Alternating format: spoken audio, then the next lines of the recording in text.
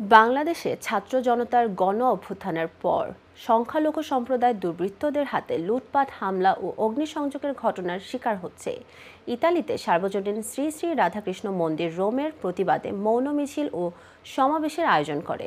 এ সময় উপস্থিত প্রবাসীরা অন্তর্বর্তীকালীন বাংলাদেশ সরকারের প্রধান উপদেষ্টা ডক্টর মোহাম্মদ ইউনূস বরাবর ৮টি দাবি করেন। শ্রী শ্রী রাধাকৃষ্ণ মন্দিরের সভাপতি ঝন্টু কুমার সরকার, সাধারণ সম্পাদক সুকুমার বর্মন, সাগর মল্লিক, বিশুপদ সাহা, লিটন মণ্ডল, সাধন মজুমদার, দিলীপ দাস, স্বপন সাহা, বিধান দেব, গণিনাথ মণ্ডল, প্রাণকৃষ্ণ মণ্ডল, শিশু ও নারীরা উপস্থিত ছিলেন। দেশের এই বিরাজমান পরিস্থিতির যাদের দ্বারা সংগঠিত হচ্ছে, অতি দ্রুত তাদের আইনের আওতায় আনার পাশাপাশি নির্যাতিত এই নাগরিকদের নিরাপত্তা নিশ্চিত করার দাবি জানান বক্তারা।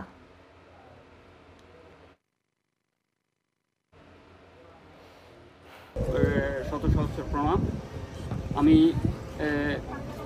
বাংলাদেশ সরকারের কাছে একটা প্রশ্ন, যে আমরা যখন সরকার তৈরি করি, সরকার যখন গঠন করি, আমাদের হিন্দুদের ভোটের আপনাদের প্রয়োজন হয়, কিন্তু ভোটের পরে মন্দিরের প্রয়োজন থাকে না। এর অর্থটা কি, আর এটা মানেটা কি? এটা প্রশ্ন আমি হিন্দু জাতি, হিন্দু তরফ থেকে আপনাদের কাছে প্রশ্ন, বাঙালিদের ভোটের যদি প্রয়োজন থাকে, তাদের মন্দিরের কেন প্রয়োজন থাকে না?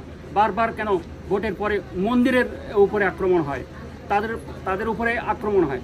তারা তো ভোট আপনাদেরই দেয়, অন্য জায়গায় যেহেতু ভোট দেয় না। ও আপনারা এইদিকে একটু নজর রাখবেন সবাই।